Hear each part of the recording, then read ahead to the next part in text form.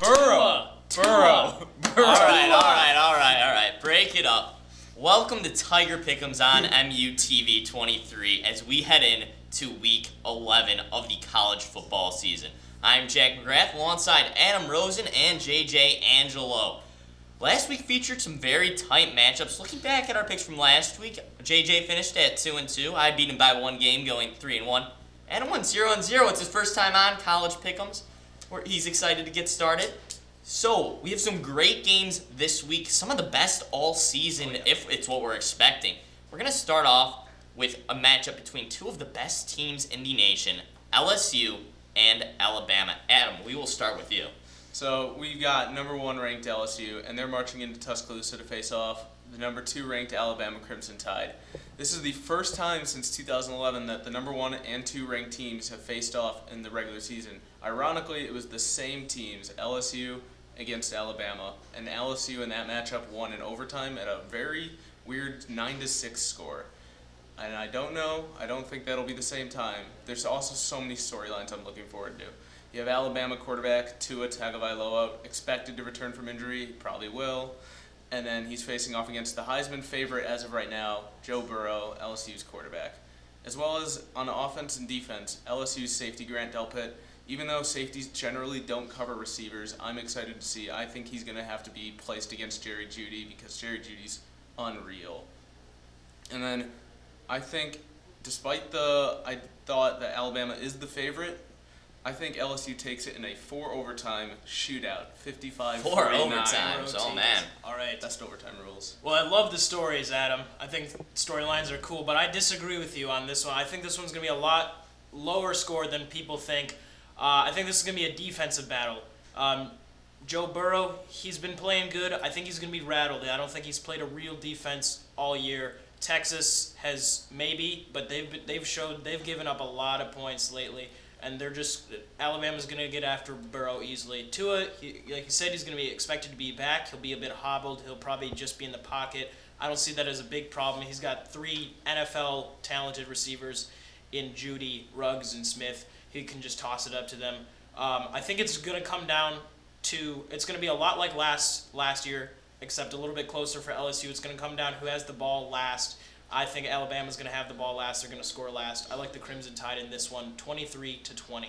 So you guys were mentioning the quarterback battle at the opening of this show between Tua and Joe Burrow. So Tua's coming off of that injury. Alabama is favored by 6.5 points still. The spread could change and shift if Tua doesn't play, but as you were saying, he is expected to play. That being said, I still think LSU travels to Tuscaloosa, gets the upset over Alabama, 49-45. I have LSU. Our next matchup will be Iowa at Wisconsin, a big Big Ten battle. Adam, we'll start with you. I've got Wisconsin. They're coming back off back-to-back losses, and neither were pretty.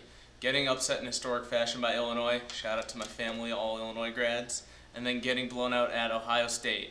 In that Ohio State game, Wisconsin running back Jonathan Taylor, who many think is a Heisman candidate, struggled, gaining 50 yards on 20 carries. And in order to win against a tough Iowa defense that only gives up 89 rush yards per game, they're going to have to reestablish that game.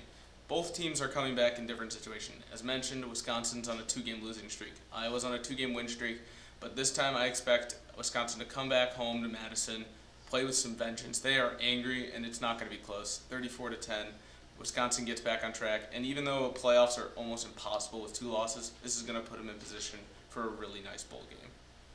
Absolutely. I think it's unfortunate, but Jonathan Taylor, the Heisman hype train, it's off the rails. He's kind of just fallen off a little bit. It's hard for running backs to stay consistent, and as far as I'm concerned, he's off of the watch list for Heisman. That being said, like you said, Iowa's defense is good. If Jonathan Taylor gets a couple holes, he could break one out. He could still do it, but I think Iowa's going to shut him down. And as far as Wisconsin quarterback play, Jack Cohen, he's a liability.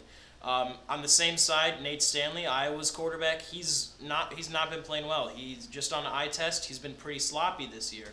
I think it's going to come down to defenses again, and Wisconsin defense has been historically elite this year. They've scored a lot, and I think they're going to have to score when the offense isn't able to in this one. And I just think that's going to be the deciding factor in this one. I got the Badgers in this one 28-22.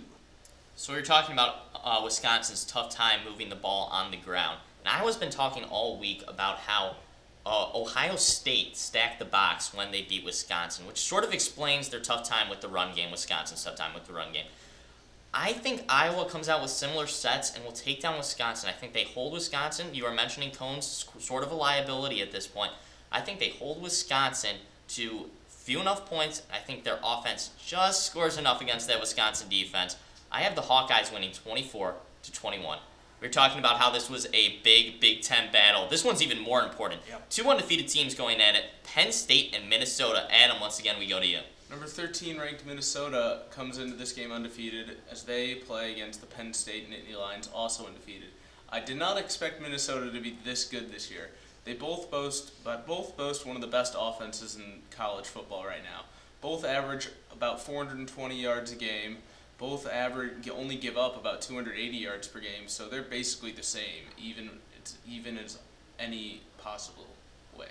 And I think overall, despite Minnesota being such a great team, and I think this game is a lot closer than the other two.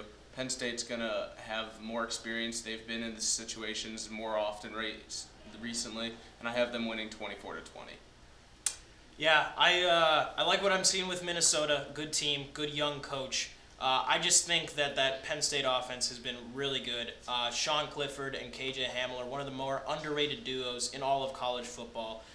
They've been lighting it up and not really getting a lot of recognition due to the SEC, but they're going to come out, they're going to be firing on all cylinders, and I think James Franklin, the head coach, is going to outcoach the young P.J. Fleck. I got the Nittany Lions 38-14. So P.J. Fleck was talking about how this is one of the most important games in Minnesota football history. Minnesota's at home this week, and they still have a tough schedule ahead of them after this one. I think they improve their playoff chances. They'll defeat Penn State by a score of 27-20. With Iowa and Wisconsin after that highlight their schedule. That's two ranked teams in their last three games. So still a tough road to the college football playoff, but I think if they knock off Penn State, they have a good chance at that. We've got one more game left, and that is the Columbia, Missouri Tigers, University of Missouri Tigers at number 6, Georgia. What do you think about this game, Adam? I'll be blunt. Missouri's coming off two awful losses on the road. They were 5-0 on their homestand, and now they come in at 5-3, struggling heavily on offense, having defensive troubles, especially against the run, which was their same problem they had in their first game of the year at Wyoming, and we all know what happened there. Georgia's coming off of a huge win at Florida and looks to play their way back into playoff contention. And even though Georgia lost at home to South Carolina and Missouri beat them, that does not mean Missouri is better than Georgia. And I expect Jake Fromm and DeAndre Swift to lead the Bulldogs and completely dominate the Tigers in a 45-7 Georgia Bulldogs win. Yeah, I don't think it's going to be a particularly close game. I'll tell you what I'll tell you what Mizzou can do to try and keep this one a little bit closer. They gotta force Georgia to make mistakes.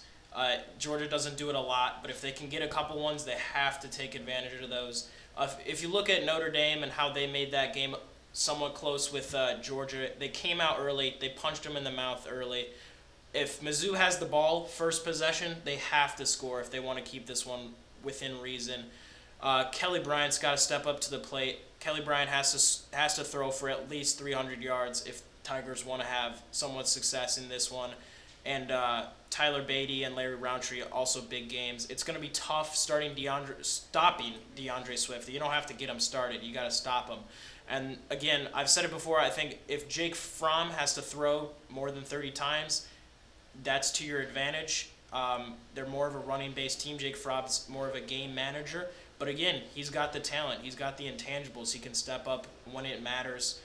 If this is a close one, I still think Georgia is going to pull it out just based on experience. I'm hoping Mizzou can do make it somewhat of a game. We'll have to see.